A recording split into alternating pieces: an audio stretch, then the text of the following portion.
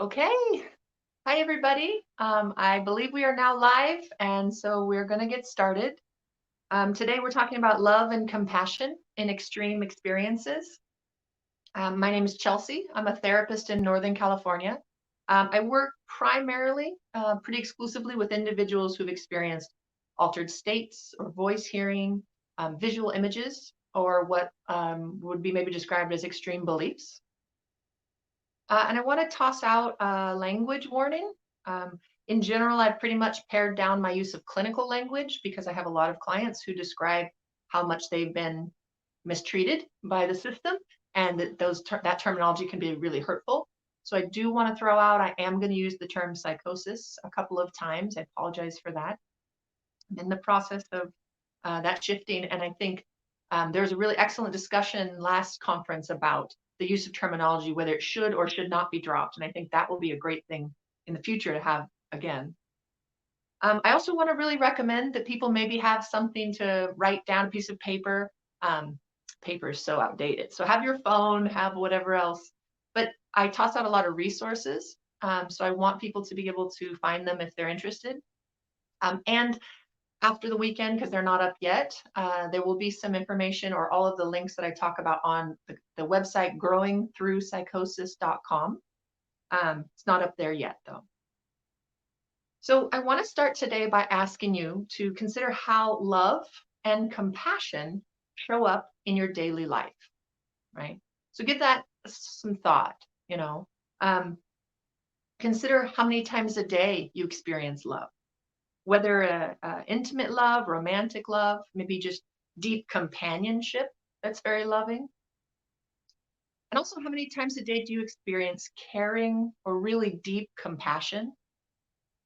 Could be for someone else, for yourself, could be for pets. And then again, finally, do you allow yourself to really savor those experiences, really enjoy them while they're there? So for most individuals, we allow some of that, we maybe give some of that, but it all impacts us. And I think, interestingly enough, that people in general are far more aware of how we're influenced by these little interactions now during quarantine, because the less interactions people have equates to less of these little momentary exchanges where we get a little compassion or a little caring. So 2020 is actually really helping people understand, helping a lot of people understand how vital that stuff is in our life and the lack of it. But I also want you to consider, now that we've looked at love and compassion, maybe in a general view, let's look at how it may be present in someone's life who's gone through an extreme state or an altered state. So they've probably gone through a certain amount of discomfort, stress. They may have had a dramatic life change from the experience. There's usually a huge amount of grief, certain amount of uncertainty about where life is kind of going to go. And even if the experience itself wasn't robustly changing, they're now aware that the other people in their lives, their life is now changed from the experience.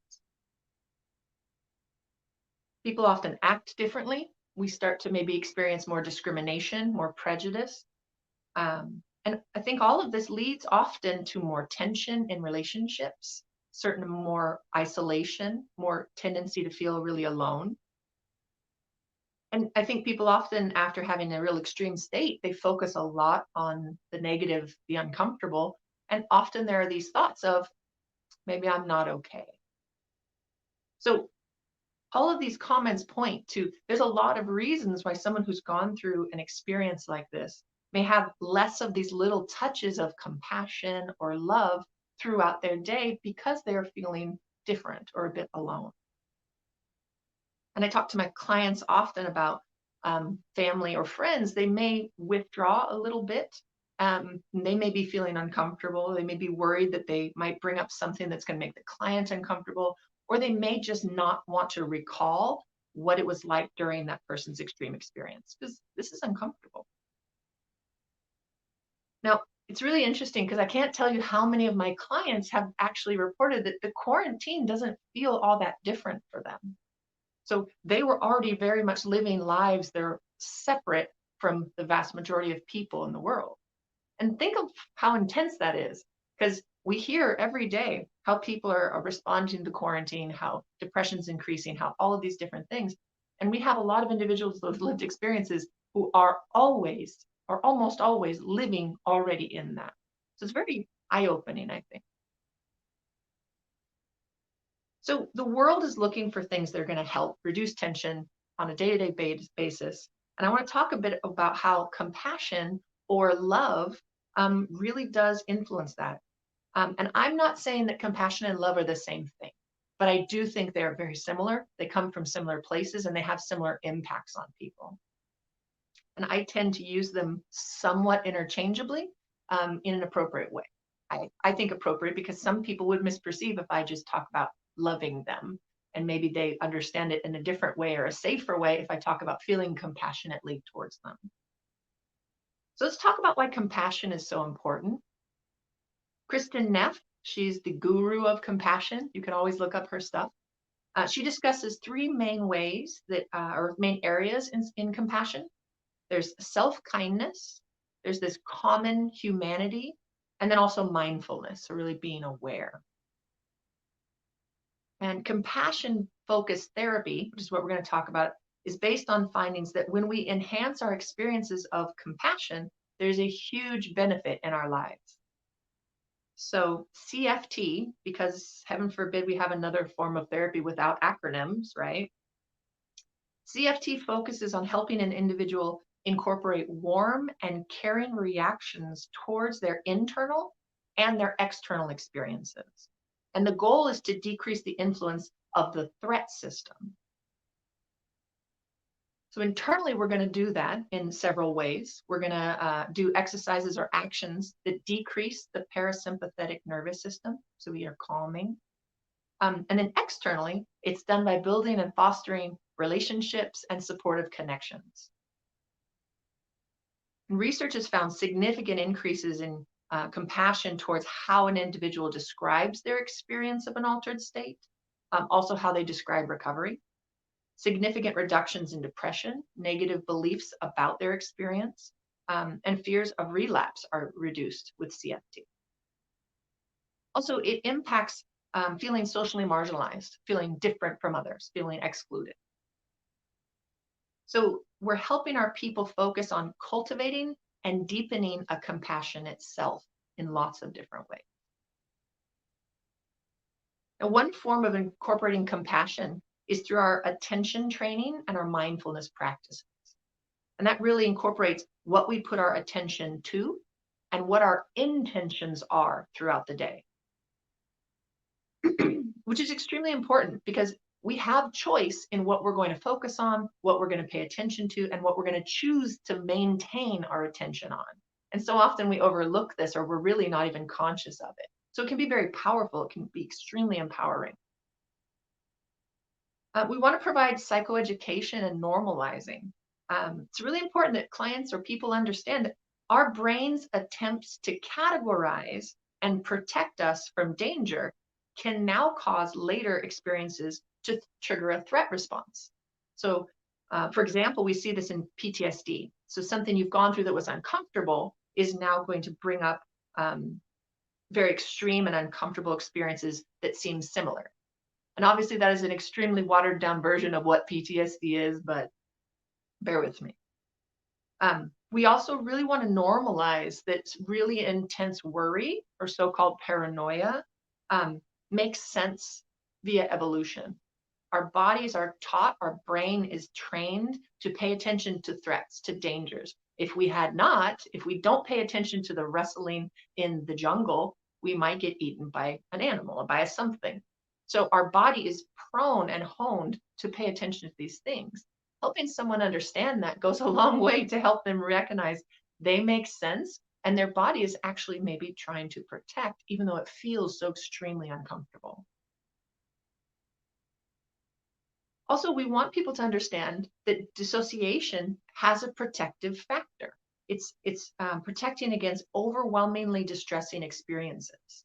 So again, it may feel awful, it may have a lot of different impacts on our day, but there's something in our body that is trying to do something beneficial.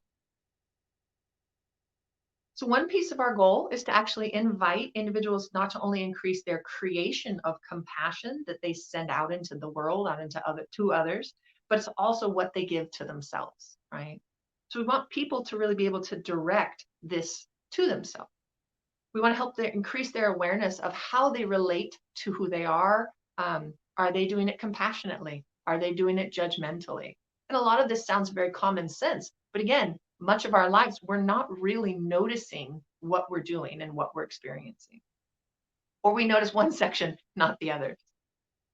So noticing whether we're being compassionate to ourselves or whether we're being judgmental gives us choices. We can choose to continue. We can choose to find an alternative.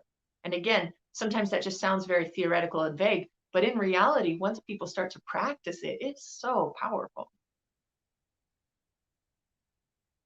Sometimes compassion can be related to not having to be at a different point in life to be okay, not having to be different than who I am to be all right. And also, it can be also about suffering, recognizing that I might be suffering. Others have suffered or may be suffering now, and that that's a piece of life, not something that I have to look for, blame or cause. It can just be an experience to compassionately react to. We want to also be able to really extend this love or compassion to the extreme experience itself. First of all, it's really important. Research shows that there is post-traumatic growth following an extreme experience when individuals are able to work through and talk about their experience on their own timeline. So we want to remember not all individuals would immediately say this was a negative, first of all, and not all individuals who did immediately say it was a negative will still view it that way down the line. I often have clients who will point out, I wish it had not happened, but I am in a better place than I've ever been in my life because I went through that altered state. So that is hard to tease out well, then would you do it different? But again, if we can help people to look at with compassion, they can view their experience in very different ways. We want to invite people to have compassion around what their extreme experiences were like, how it shifted their world view, their perception, how it shifted the people around them. And we also really want to incorporate compassion and gentleness as they're recalling what it was like and maybe choices they made. Because sometimes we don't have as much say in what we're doing in the moment, especially if we're at a real peak experience. We can look back with a lot of regret or judgment. And yet we have to also look at the fact of if we didn't have as much, maybe the word might be control over that moment, then it may not be that we need to be putting such harsh judgment. So we can direct compassion outward towards family or friends. And this is an interesting category because I think oftentimes when someone goes through an extreme state, family, for some reason, unintentionally or for whatever reason, they discount them as an emotional support to other family members. They kind of identify the patient as receiving care. Well, even the patient. It's so interesting. That's a term I almost never use because that is not how I see my clients. Clients, granted, may still be judging or put them in a box, but I do think that patient has a very specific connotation. And I don't work in a hospital, so I have a very different view of it. But anyways, we want to remind people that their family may be going through something extremely uncomfortable. Their family may not know how to respond to what just happened. And our people often understand that feeling, the anxiety, the uncertainty, the vulnerability. So if we can extend compassion to family who may be going through a very similar thing, oftentimes we can invite everyone in the family to be more vulnerable, more open, and more able to connect and communicate on these topics. It's actually not unusual for family members to tell me how deeply compassionate their loved one who's gone through an extreme state is, and that person often is a model for others to learn to be able to express and even bear that much caring instead of tucking it away or instead of just staying on autopilot. And again, there's so many beautiful examples of that in working with families. We want to make sure we hear about that and help others understand that too. Now, expressing compassion outward towards perpetrators is an interesting topic. So we're not technically talking about forgiveness. We're not technically talking about acceptance, though both of those may be a part of it. But helping people understand that if someone has harmed you, whether they've harmed you in the past or they're continuing to do so, we want to see if we can understand in a compassionate way what an awful position that person is in by making those choices. We want to send some compassion that I'm glad I'm not making those types of choices in my life, and to try to resonate with, wow, how that may impact that person. Because I know I look back at life and mistakes or regrets. And so I think that in a way, we're trying to get a more full picture that is based in love, as opposed to only the hurt we have gone through.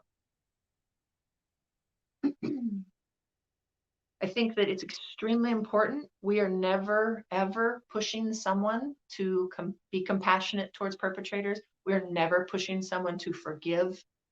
If a client or if a person chooses that, that is their choice. But we do not need to be forcing anything. This is a process of self-exploration, understanding, and looking at all the different options. Compassion is one option, but no one should ever be pushed to do or forgive or send love to anyone if that is not true to where they're at in the moment.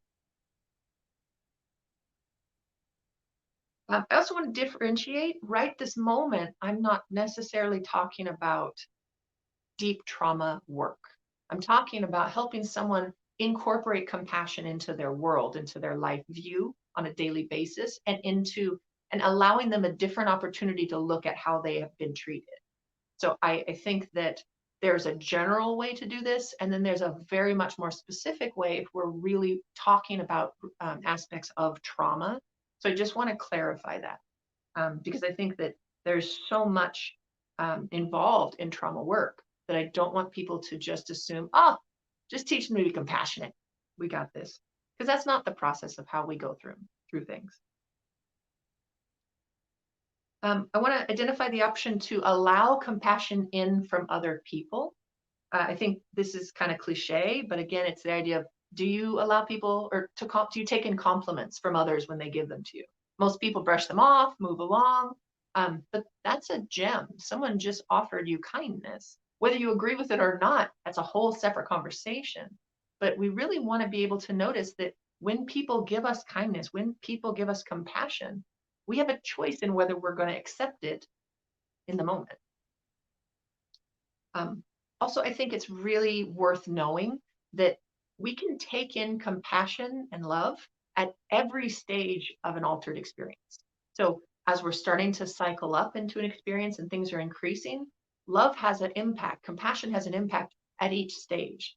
And at times, it can prevent us from continuing to escalate.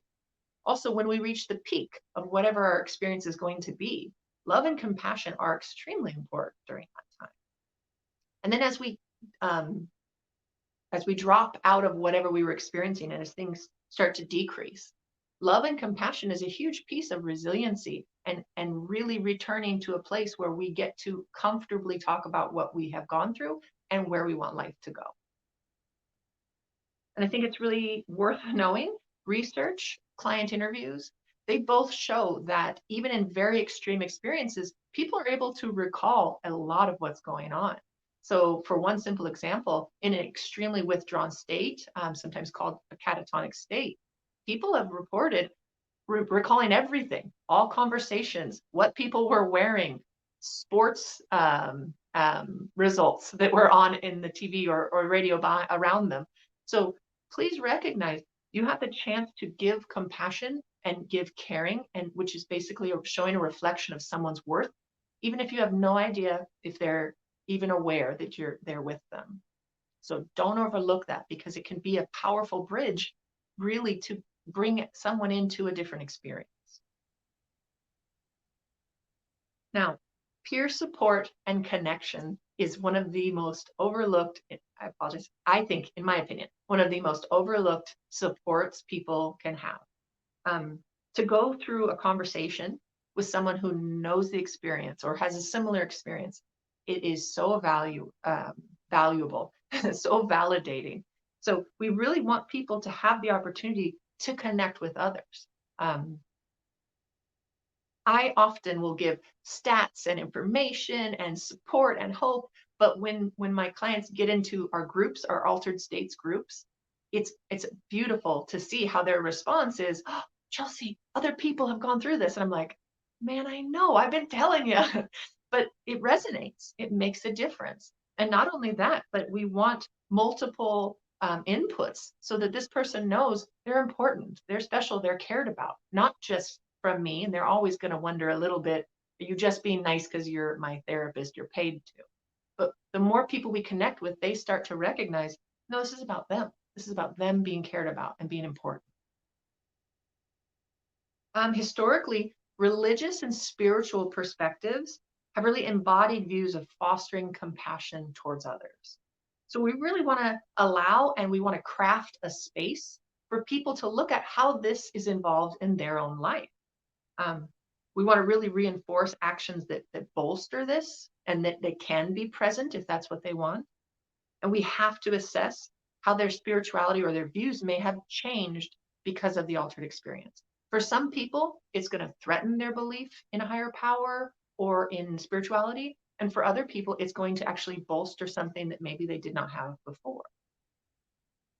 So there's an excellent document online. So again, get that paper about working with someone going through a spiritually transformative experience. And the group or the website to look up is American Center for the Integration of Spiritually Transformative Experiences. I know, right? Long. I don't give you short ones. I give you long ones. The abbreviation though is ACISTE. And basically, they have a document all about how to respect someone's experience if they believe it is spiritually transformative. And not all altered states are spiritual transformative experiences. And not all spiritually transformative experiences are altered states. But again, we will come across many people who've gone through that, and we want to honor the way they view it. So some additional strategies include really testing out how changing our body changes our experience of compassion, whether taking it in or giving it out. So that could be kind of changing your posture. Does an upright posture allow you to be more compassionate? If you're slumping, if you're kind of withdrawn, I notice it's even harder to make eye contact. So not only noticing it in yourself, practicing it out in yourself, notice it in others. Also, changing the pace and the rhythm of our breathing can really impact our mood, our sense of control, empowerment. It's extremely important, though, to be aware. Rapid breathing can increase anxiety, and rapid breathing can actually escalate an elevated experience. So if we are at the top of something that is maybe getting to be uncomfortable, if we're going through rapid breathing exercises, we may tip ourselves a bit over that more than we wanted. So please do not implement that type of breathing with anyone unless you're either really well trained in it or you've had specific instruction, something, because this is an important piece that many people really overlook and they don't realize. But our body, it's connected. Our body, our mind, our soul, all these different things, and whatever terminology fits for you, that's really what we want to look at and see how it's incorporated in your life. Another strategy is to help people really identify facial expressions and tone. Notice, are you doing so in a way that fosters compassion? And fosters is not only what it brings to the other, but what it invites back to you. A lot of people don't necessarily pay attention to this. And so some really interesting insight can come just from the conscious awareness. So another specific strategy is to identify very clear memories or images of safeness, of compassion. Also, it could be finding a specific safe place so that you can go to that recollection, that memory, anytime you need. And again, we're crossing over to a lot of different therapies. ACT does quite a bit of those types of things. DBT does quite a bit of that type of thing, mindfulness stuff.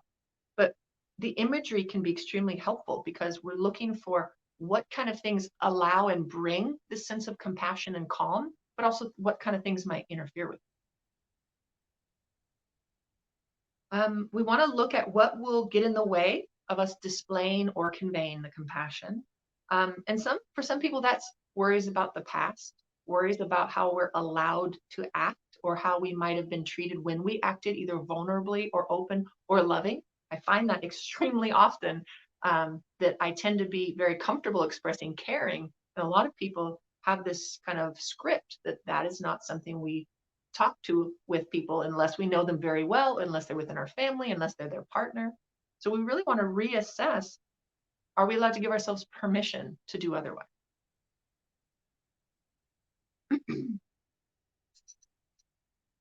So in looking at voice hearing, we want to look at possible functions that may be present in someone's life. So we want to help a client look at, or a person look at, why might the voices, or is it possible that the voices might have a functional role or actually be trying to protect? Now, that is not discounting, it might be a horribly uncomfortable experience. It might be feeling like you're being persecuted. It might be awful.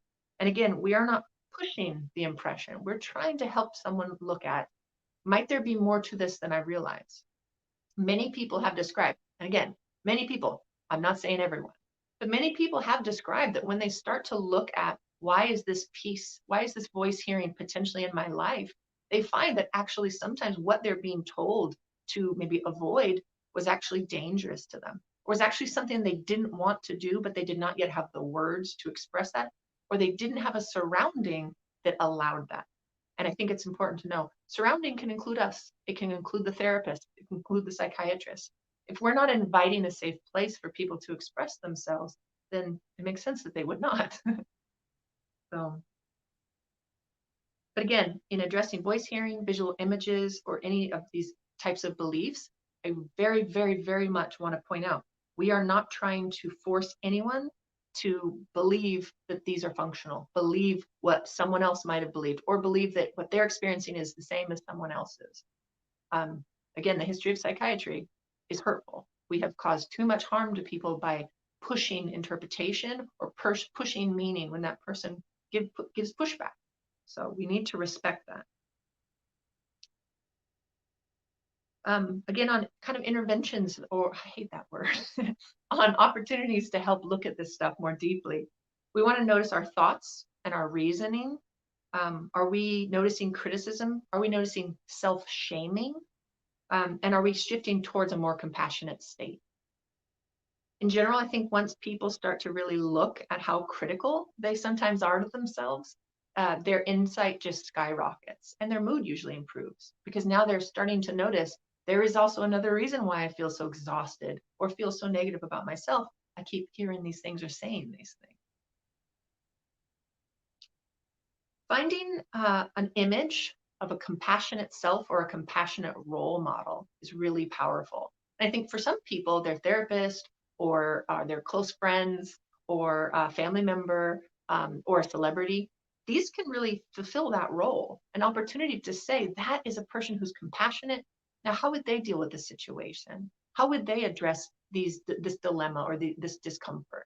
So it gives people an opportunity to kind of craft an idea of who they would want to be if they were their most compassionate self. And then we really want to add compassion for our behaviors and our actions. And again, simple, easy one is holding the door for people or giving a smile.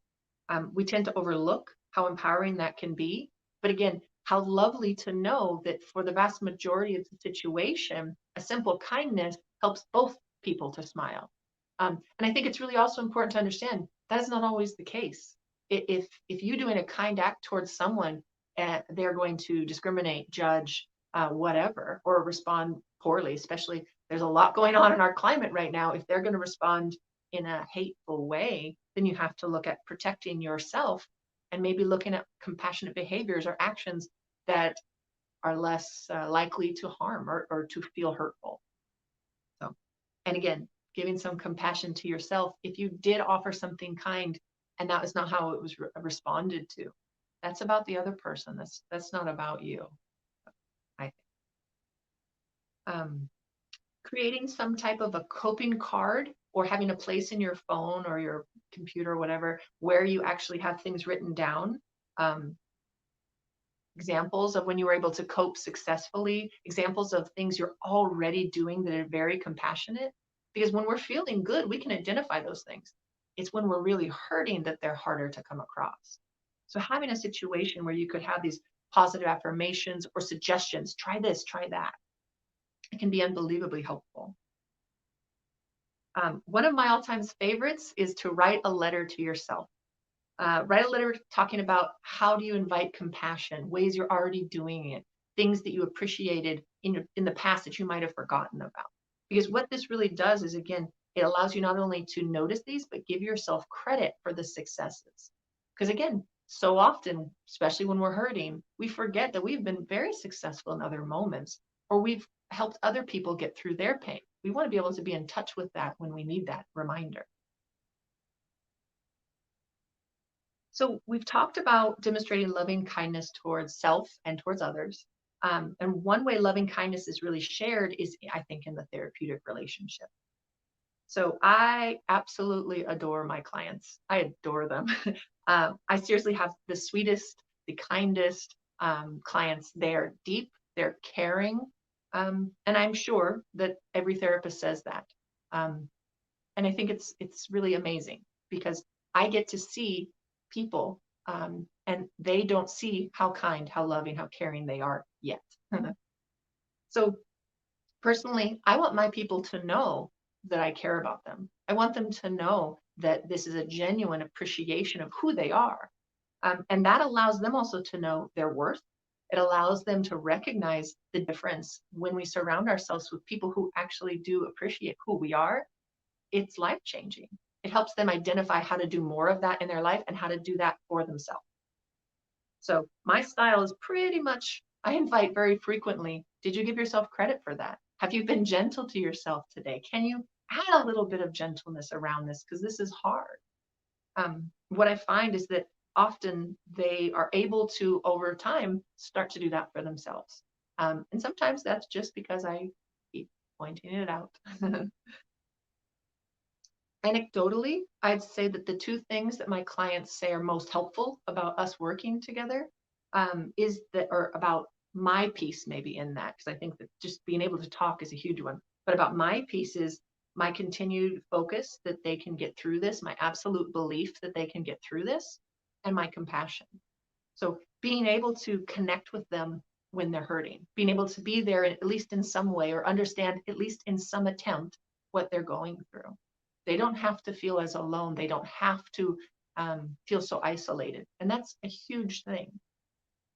I think also being able to really be gentle when someone's hurting is a bridge out of very dark places at times. And again, we overlook it, I think. It's interesting because I feel like I'm not really teaching anything new here. I'm just kind of reminding that our people who've gone through experiences, extreme experiences, they deserve compassion, they deserve gentleness. And so often people maybe would hesitate. And I think it's out of the person's worry of, I don't want to do something negative. Offering kindness, offering compassion is very powerful.